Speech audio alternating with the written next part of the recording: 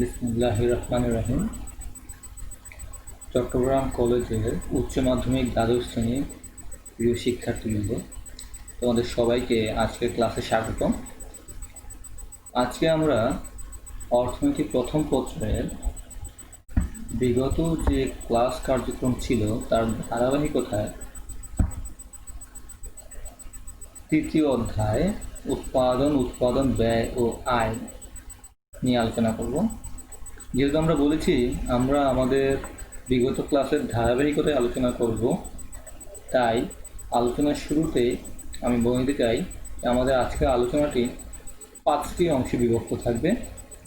আলোচনার প্রথম অংশে আমরা পূর্ববর্তী যে ক্লাস ছিল সেই ক্লাসের আলোচনাগুলো আরেকবার দেখার চেষ্টা করব, অর্থাৎ প্রথম অংশে থাকবে পুনরালোচনা।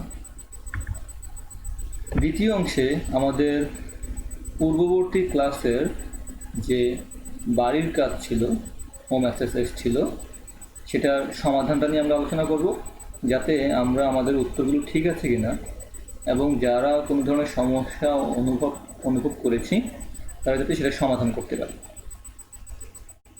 তারপর আসবে আমাদের আলোচনার তৃতীয় অংশ, যেখানে আমরা উৎপাদন ব্যয় অংশের যেটুকু আলোচনা বাকি আছে বা বাকি ছিল সেটা দেখার চেষ্টা করব, বোঝার চেষ্টা করব। এবং চতুর্থ অংশে আমরা উৎপাদন ব্যয়ের পরবর্তী যে অংশটি আয়, সেখানে আমরা মোট আয়, টোটাল রেভিনিউ বা টিআর, গড় আয়, অ্যাভারেজ রেভিনিউ বা এআর, এবং প্রান্তিক আয়, মার্জিনাল রেভিনিউ বা এমআর নিয়ে আলোচনা করব এবং বোঝার চেষ্টা করব। সর্বশেষ আলোচ্য বিষয়ের সাপেক্ষে আমরা একটি বাড়ির কাজ দিব তোমাদের জন্য, যেটা তোমরা বাসায় বসে সমাধান করার চেষ্টা করবে এবং পরবর্তী ক্লাসে আমরা সেটার সমাধান দেখব। তো আমরা প্রথমেই আজকে আলোচনা শুরু করব পূর্ববর্তী ক্লাসের পুনরালোচনা নিয়ে।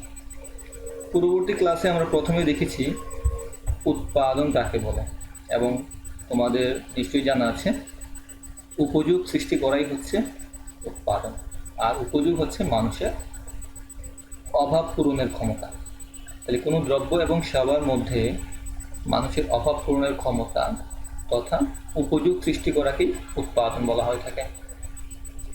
এবং উৎপাদন করতে গিয়ে উৎপাদনকারী যে ধরনের ব্যয় সংগঠন ঘটান বা যে ধরনের ব্যয় নির্বাহ করে তাকে বলা হয় উৎপাদন ব্যয়। এবং উৎপাদনের সাথে এবং উৎপাদনের ব্যয়ের সাথে সময় ওতপ্রোতভাবে সম্পৃক্ত। সেই জন্য আমরা আরও দুটি ধারণা সর্বশেষ ক্লাসে আলোচনা করেছিলাম, একটি ছিল দীর্ঘকাল এবং অন্যটি ছিল স্বল্পকাল। দীর্ঘকাল বলতে এমন সময়কে বোঝায় যে সময়ে উৎপাদনের সকল উপকরণ পরিবর্তনশীল। আবার বলছি, দীর্ঘকাল বলতে এমন সময়কে বোঝায় যে সময়ে উৎপাদনের সকল উপকরণ পরিবর্তনশীল, অর্থাৎ ভূমি, শ্রম, মূলধন, সংগঠন সকল উপকরণই পরিবর্তন করা যায়।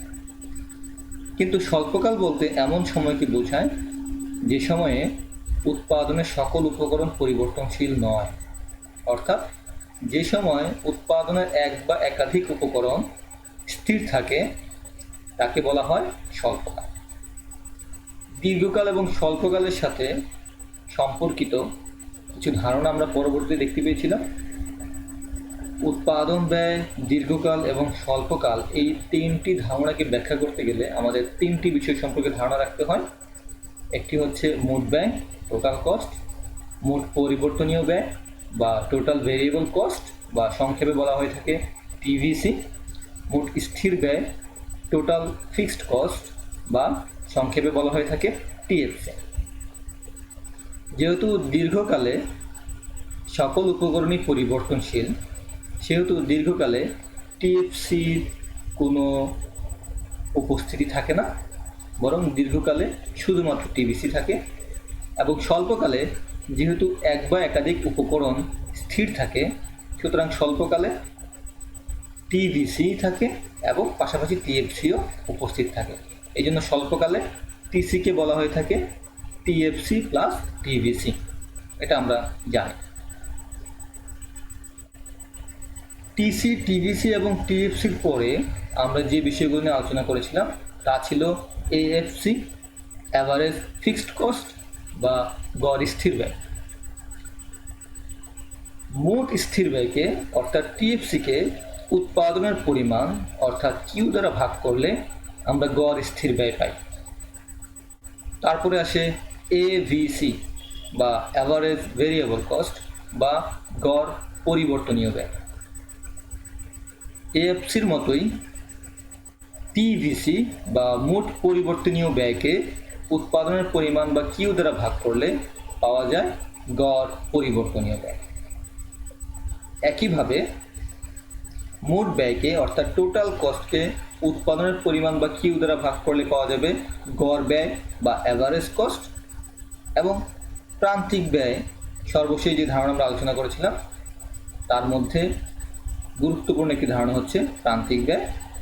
সেখানে আমরা বলেছিলাম কোনো একটি পণ্যের অতিরিক্ত 1 একক উৎপাদনের কারণে অতিরিক্ত যে ব্যয় হয় সেটাই হচ্ছে প্রান্তিক ব্যয়, অথবা বলা হয়ে থাকে উৎপাদনের পরিবর্তন এবং মোট ব্যয়ের পরিবর্তনের অনুপাতই হচ্ছে প্রান্তিক ব্যয়।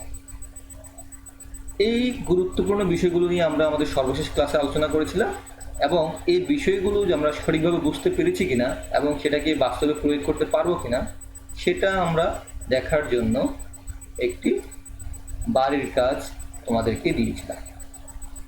আমরা একটু বাড়ির কাজটা দেখি। এখন আমাদের যে প্রশ্নটি ছিল সেটি ছিল করিমের জুতুর কারখানায় নিম্নের যে তালিকা, এই তালিকার অনুরূপ ব্যয় সংঘটিত হয়। সেখানে উৎপাদনের পরিমাণ 0 থেকে 6 পর্যন্ত বৃদ্ধি করলে মোট পরিবর্তনশীল ব্যয় 0 থেকে 135 পর্যন্ত বৃদ্ধি পায় এবং মোট ব্যয় 30 থেকে 165 পর্যন্ত বৃদ্ধি পায়। আমাদের প্রশ্ন ছিল আমাদের আলোচনা থেকে আমরা যা বুঝতে পেরেছি তার উপর ভিত্তি করে তোমরা টিএফসি অর্থাৎ মোট স্থির ব্যয়, এএফসি অর্থাৎ মোট গড় স্থির ব্যয়, এভিসি অর্থাৎ গড় পরিবর্তনীয় ব্যয়, এসি গড় ব্যয় এবং এমসি প্রান্তিক ব্যয়, এই কলামগুলো পূরণ করবে এবং চিত্রের সাহায্যে বিষয়গুলো ব্যাখ্যা করার চেষ্টা করবে। আশা করি আমরা সবাই সেটা করেছি বাসায়। তারপরও যারা বুঝতে পারেনি বা কিছু জায়গায় যারা সমস্যা অনুভব করেছি তাদের জন্য আমি তোমাদের সমাধানটা এখন দেখব এবং পাশাপাশি পরবর্তী ক্লাসের আলোচনার একটি রিভিউ হয়ে যাবে এবং একই সাথে আমরা যে উৎপাদনের ব্যয়ের সাথে সম্পর্কিত যে আলোচনা বাকি রয়ে গিয়েছিল সেগুলোকেও কভার আপ করে ফেলব। ঠিক আছে, তাহলে আমরা সমাধানটা দেখি। তোমাদের সমাধানটা আনুমানিক এরকম কিছু আসা উচিত, বা আনুমানিক না, সঠিক উত্তর হিসেবে সম্পূর্ণ এটাই আসা উচিত। আমরা দেখেছি আমাদের উৎপাদনের পরিমাণ 0 থেকে 6 একক পর্যন্ত বৃদ্ধি করলে মোট পরিবর্তনশীল ব্যয় 0 থেকে 135 পর্যন্ত বৃদ্ধি পাচ্ছে এবং মোট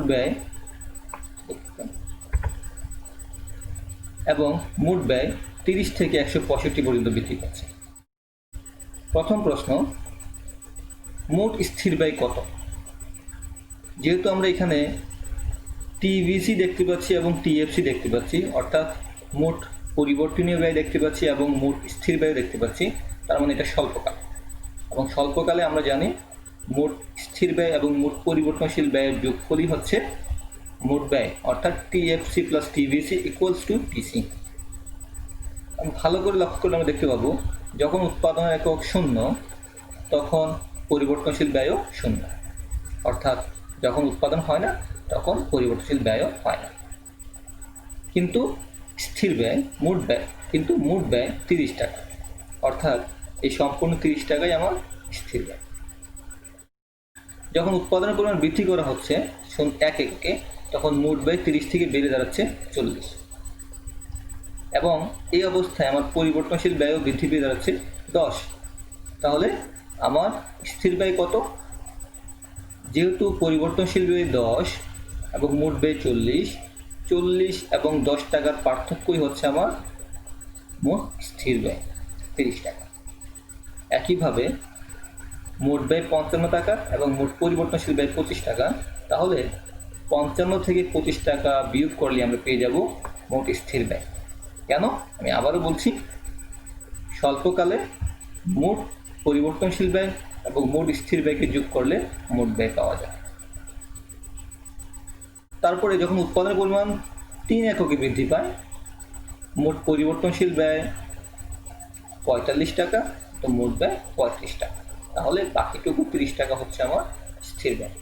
একইভাবে যখন মোট ব্যয় বৃদ্ধি পেয়ে 100 টাকা হয়, পরিবর্তনশীল ব্যয় বৃদ্ধি পেয়ে হয় 70 টাকা, তাহলে মোট স্থির ব্যয় 30 টাকা।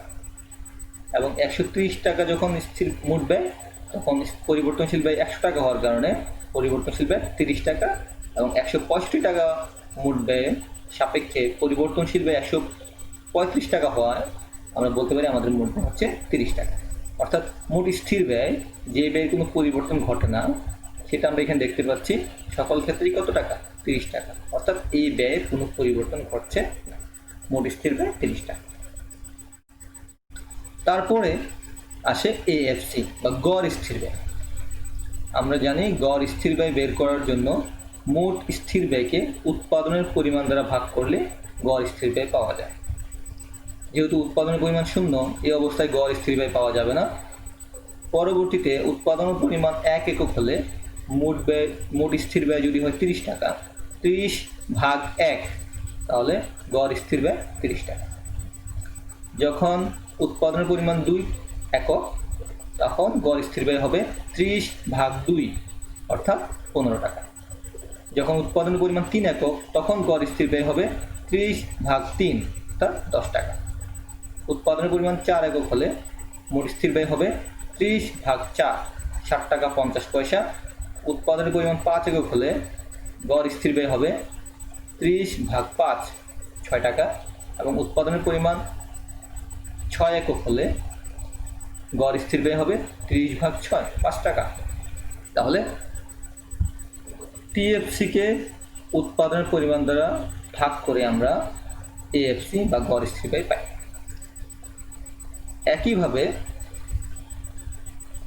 একইভাবে এবিসিও বের করা যাবে। যেহেতু টিএফসিকে উৎপাদনের পরিমাণ দ্বারা ভাগ করে এএফসি পাওয়া যায়, তাহলে টিভিসিকে উৎপাদনের পরিমাণ দ্বারা ভাগ করলে এভিসি পাওয়া যাবে। টিভিসিকে উৎপাদনের পরিমাণ দ্বারা ভাগ করলে এবিসি পাওয়া যাবে। তাহলে প্রথম অবস্থায় উৎপাদন 0, টিভিসি 0, সুতরাং এই অবস্থায় এবিসি 0। 1 একক উৎপাদন করলে টিভিসি 10, উৎপাদন 1 একক, তাহলে 10 ভাগ 1, এবিসি 10। টিভিসি যখন 25 টাকা, উৎপাদনের পরিমাণ 2, 25 ভাগ 2, 12 টাকা 50 পয়সা, এবিসি। টিভিসি যখন 45 টাকা, উৎপাদনের পরিমাণ 3 একক, 45 ভাগ 3, এবিসি 15 টাকা। টিভিসি যখন 70, উৎপাদনের পরিমাণ 4 একক, 70 ভাগ 4, এবিসি 17 টাকা 50 পয়সা। একইভাবে 100 ভাগ 5, এবিসি 20 টাকা, 135 ভাগ 6, এবিসি 22 টাকা 50 পয়সা। তারপর গড় ব্যয়। মোট ব্যয়কে উৎপাদনের পরিমাণ দ্বারা ভাগ করলে গড় ব্যয় পাওয়া যায়। মোট ব্যয় 30 এবং উৎপাদনের পরিমাণ 0, এই অবস্থায় গড় ব্যয় পাওয়া যাচ্ছে না, অসংজ্ঞায়িত। মোট ব্যয় যখন 40, উৎপাদনের পরিমাণ 1 একক, 40 ভাগ 1, অ্যাভারেজ কস্ট 40। যখন উৎপাদনের পরিমাণ 2, মোট ব্যয় 55, 55 ভাগ 2, অ্যাভারেজ কস্ট 27 টাকা 50 পয়সা। অ্যাভারেজ মোট ব্যয় যখন 75, উৎপাদনের পরিমাণ 3, 75 ভাগ 3, অ্যাভারেজ কস্ট 25 টাকা। 100 ভাগ 4, 25 টাকা। 130 ভাগ 5, অ্যাভারেজ কস্ট 26 টাকা। 165 ভাগ 6, অ্যাভারেজ কস্ট 27 টাকা 50 পয়সা। সর্বশেষ প্রান্তিক ব্যয়। প্রান্তিক ব্যয়ের সংজ্ঞা অনুযায়ী আমরা জানি উৎপাদনের পরিমাণ পরিবর্তন করলে মোট ব্যয়ের যে পরিবর্তন ঘটে সেটাই হচ্ছে প্রান্তিক ব্যয়।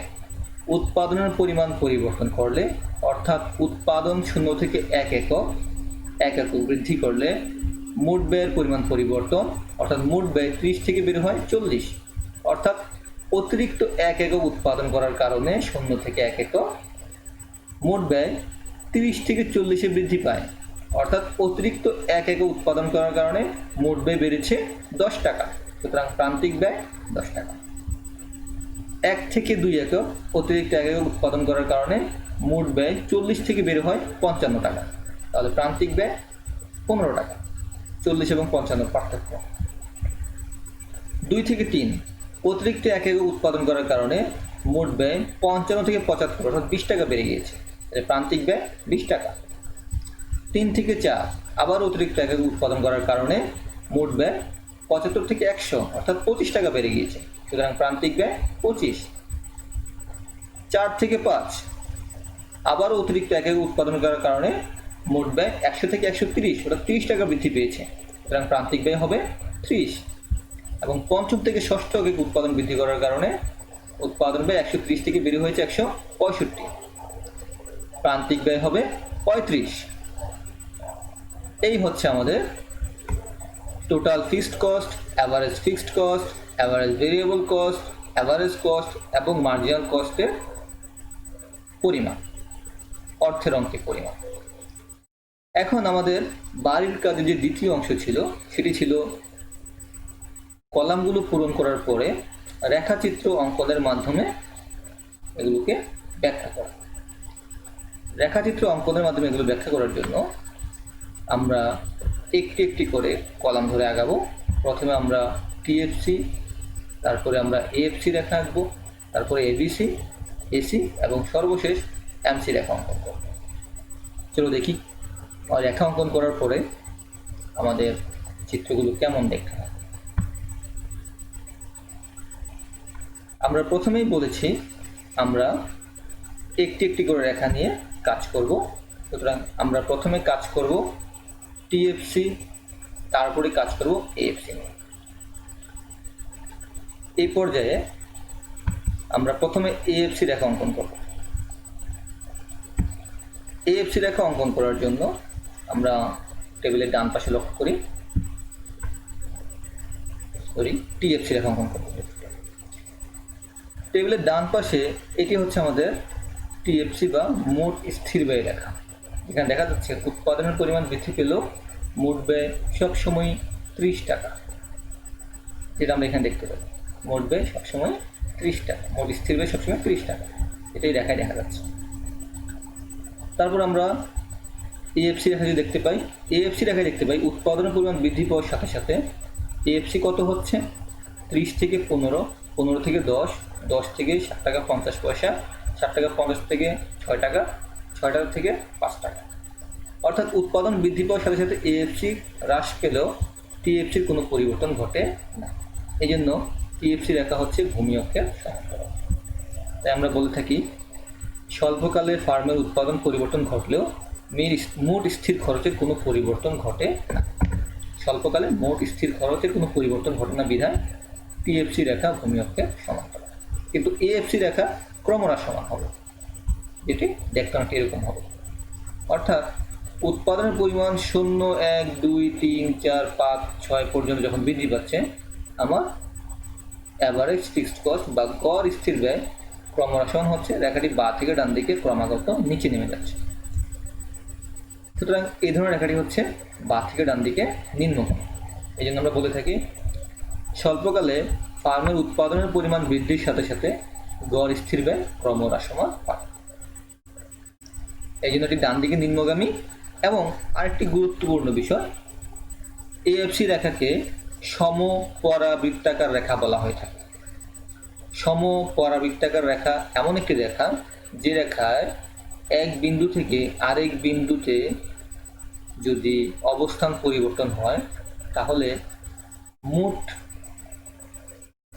স্থানের ক্ষেত্রফল অপরিবর্তিত থাকে, বা মোট ব্যয়ের পরিমাণের ক্ষেত্রে বলতে পারি আমরা অপরিবর্তিত থাকবে।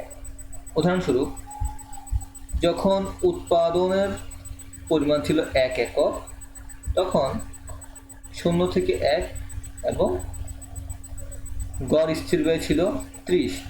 তাহলে মোট যদি আমি ব্যয় ধরি তাহলে মোট স্থির ব্যয় ছিল 30। যখন উৎপাদন 0 থেকে 2 হলো, তখন গড় স্থির ব্যয় হলো 15, অর্থাৎ প্রতি এককে গড় স্থির ব্যয় 15 টাকা। তাহলে প্রতি এককে গড় স্থির ব্যয় 15 টাকা হলে 2 এককে গড় স্থির ব্যয় কত? 15 দুগুণে 30। তাহলে 1 একক উৎপাদন করলেও গড় স্থির ব্যয় ছিল 30 প্রতি একের জন্য। 2 একক উৎপাদন করলে আমার গড় স্থির ব্যয় 15, অর্থাৎ মোট স্থির ব্যয় হচ্ছে 15 দুগুণে 30। 3 একক উৎপাদন করলে গড় স্থির ব্যয় হচ্ছে 10। তাহলে 3 এককের মোট স্থির ব্যয় কত? 3 10 30। তাহলে এই অংশের মানও 30। 4 একক উৎপাদন করলে আমরা দেখতে পাই 4 একক উৎপাদন করলে 10 এবং 5-এর মাঝামাঝি একটা মান, যেটা হচ্ছে 7.5, 7.50। 7.50 পূরণ 4, এই অংশের মানও হবে 30।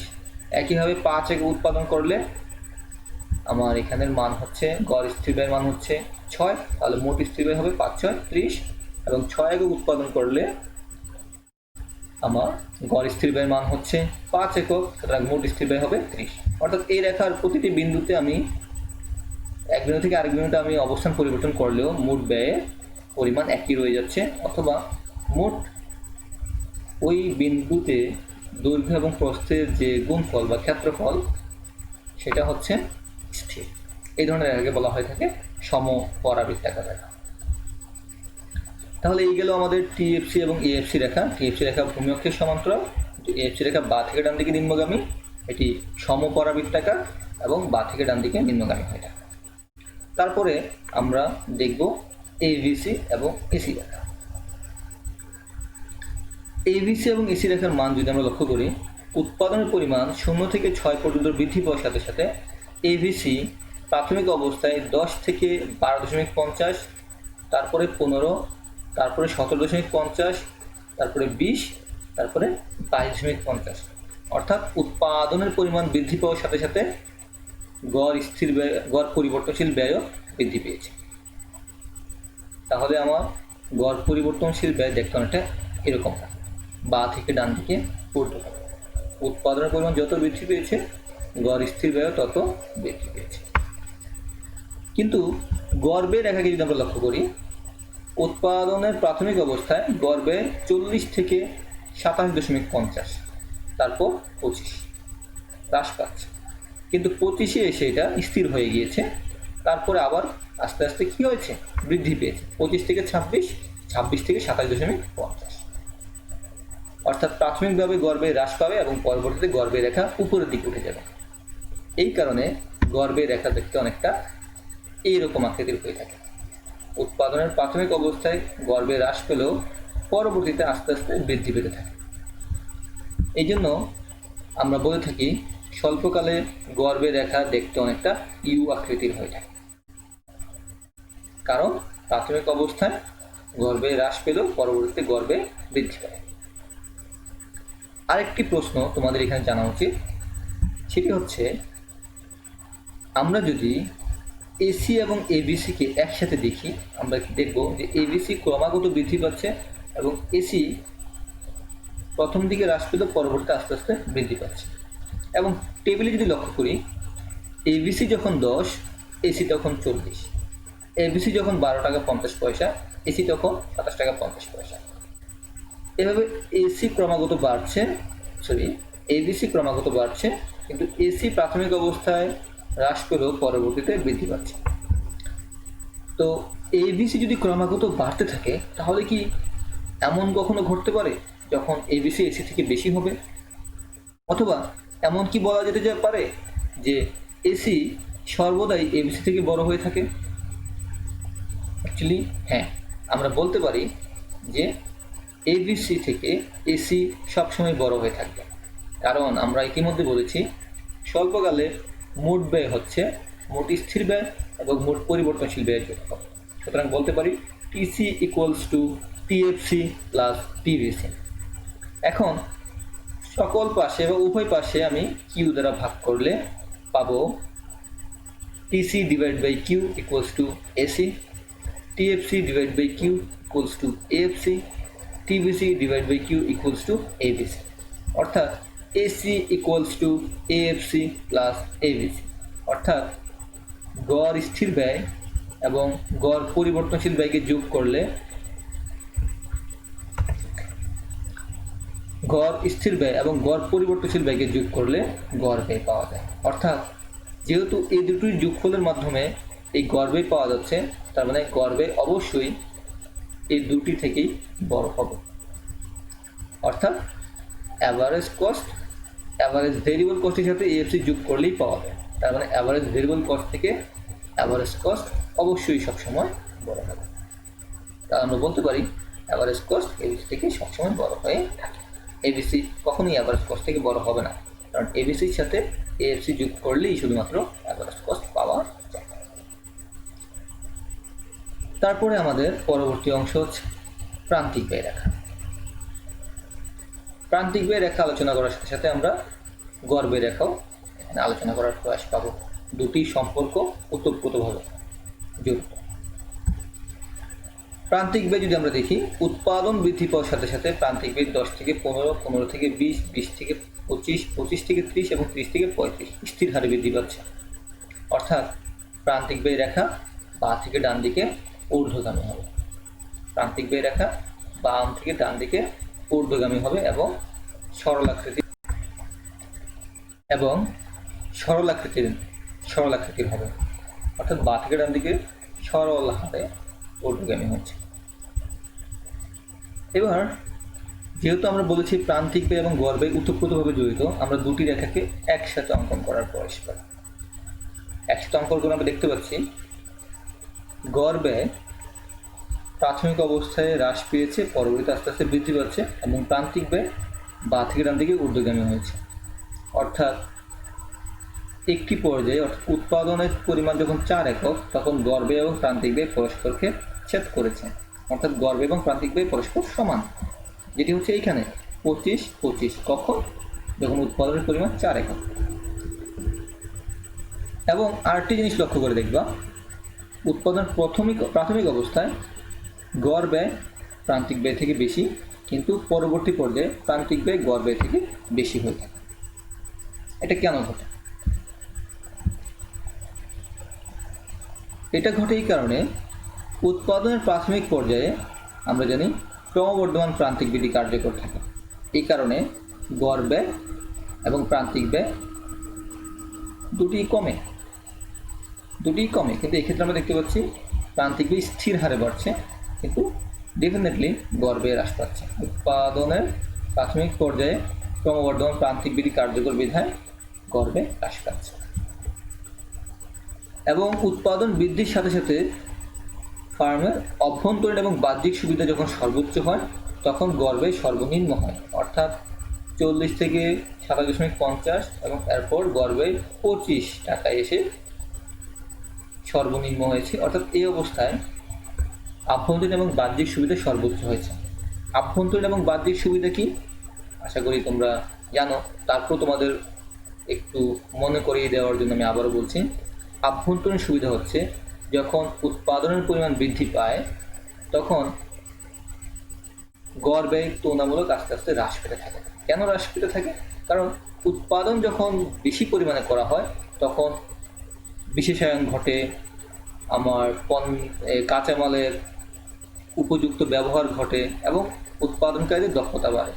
এই উৎপাদনকারীর দক্ষতা এবং বিশেষায়নের কারণে সাধারণত গড় ব্যয় হ্রাস পায়। এটাকে বলা হয় আভ্যন্তরীণ সুবিধা। এবং বাহ্যিক সুবিধা কি? বাহ্যিক সুবিধা হচ্ছে ডাইভার্সিফিকেশন। অর্থাৎ যখন একটি প্রতিষ্ঠান আকারে বড় হতে থাকে, তখন যদি সে বিভিন্ন ধরনের পণ্য উৎপাদন করা শুরু করে, উদাহরণস্বরূপ একটি প্রতিষ্ঠান যে ল্যাপটপ উৎপাদন করে, সে যদি তার ব্যবসায়ের প্রসারের সাথে সাথে মোবাইল ফোন উৎপাদন করতে চায়, তাহলে ল্যাপটপ উৎপাদনের জন্য যে অবকাঠামো আছে, সেই অবকাঠামোকেই ব্যবহার করে সে মোবাইল ফোন উৎপাদনের জন্য চেষ্টা করতে পারে, মোবাইল ফোন উৎপাদনও করতে পারবে। অর্থাৎ ল্যাপটপের জন্য যে স্থির খরচ হয়েছিল, সেই খরচ ব্যবহার করেই সে মোবাইলের জন্য ব্যবহার করতে পারতেছে।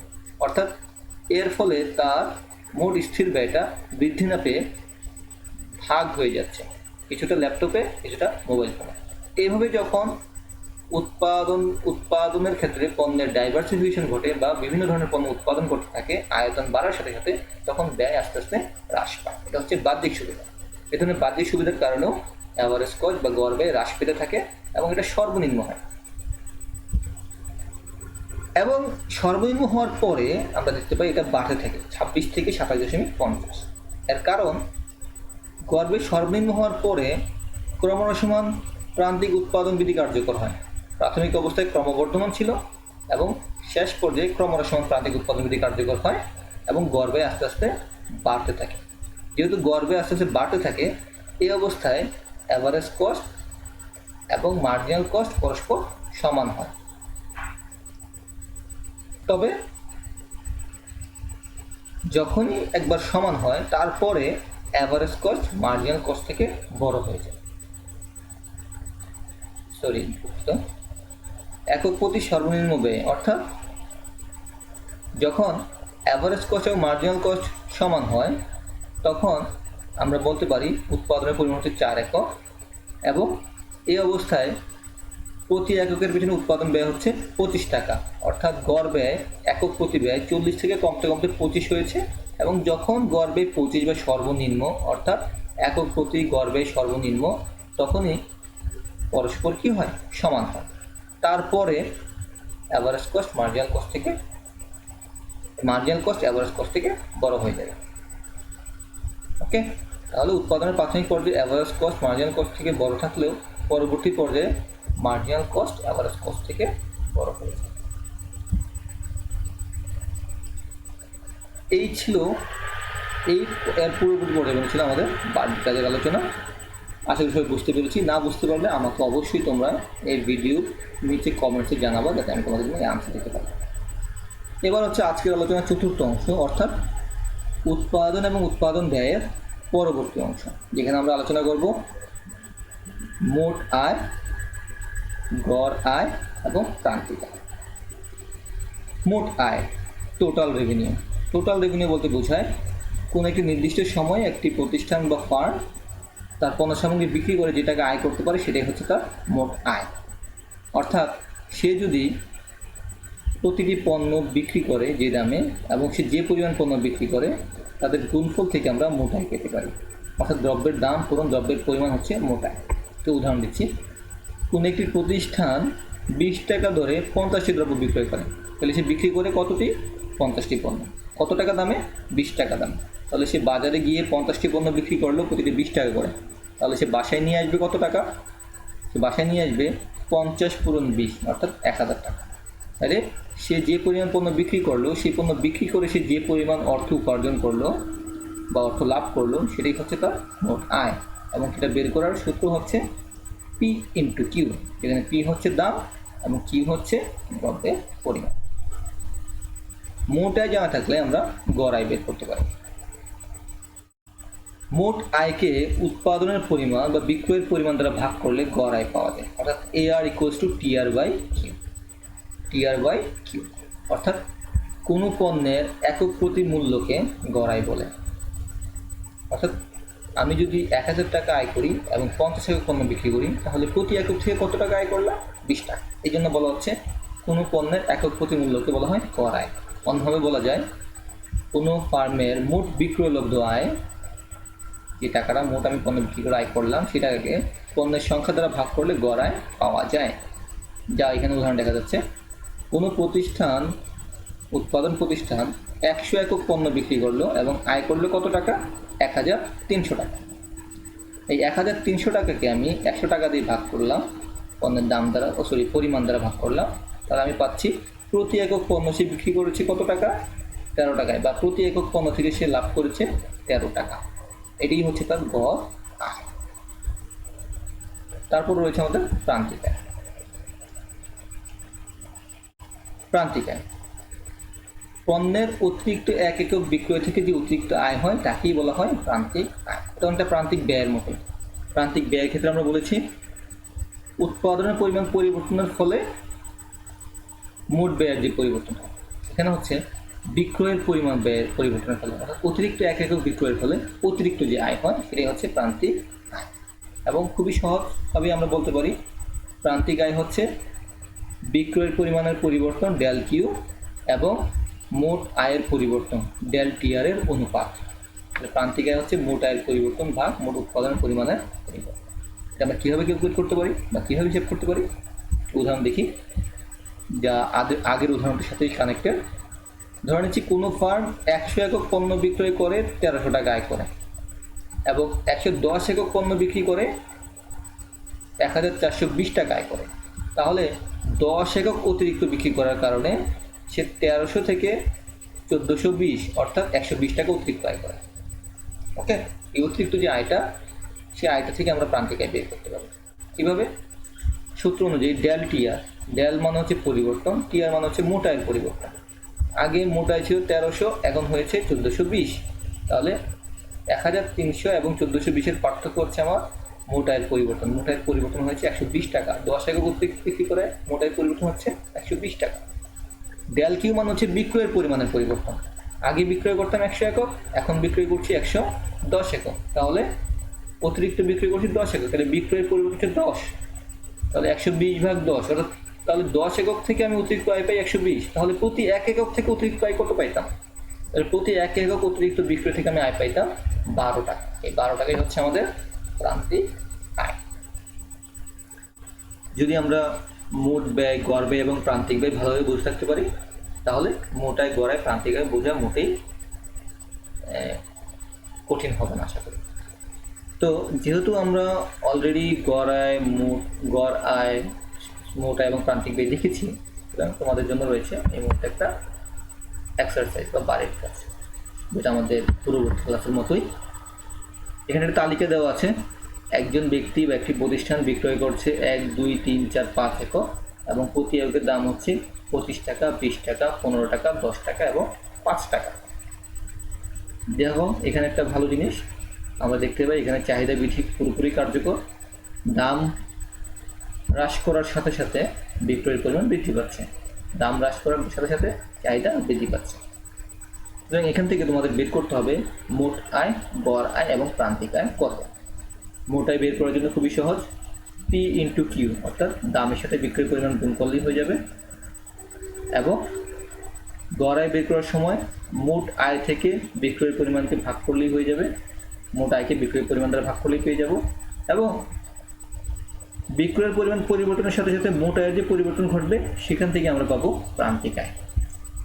তোমরা সবাই আশা করি এক্সারসাইজটা করবে বাসায় এবং এটি চিত্রে অঙ্কন করে দেখবে যে এর ফলে আমাদের মোট আয়, গড় আয় এবং প্রান্তিক আয় রেখাগুলো দেখতে কেমন।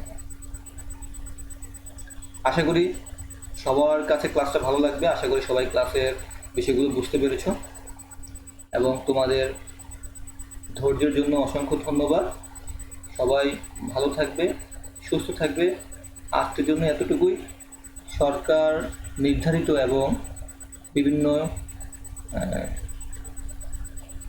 আন্তর্জাতিক প্রতিষ্ঠান যারা স্বাস্থ্য সেবার উদ্দেশ্যে কাজ করে, তাদের দ্বারা নির্ধারিত যে policy, stay home, stay safe এবং স্টপ দ্য স্প্রেড, এই পলিসিকে ফলো করে সবাই সুস্থ থাকবে, সবাই ভালো থাকবে এবং যখন আবার সব কিছু স্বাভাবিক অবস্থায় ফিরে আসবে বা নিউ নর্মালে ফিরে আসবে, তোমাদের সাথে আবারও ক্লাসরুমে দেখা হবে এই আশা ব্যক্ত করে আজকের মতো আমি এখানে শেষ করছি। সুস্থ থাকবে, ভালো থাকবে, সবাইকে ধন্যবাদ।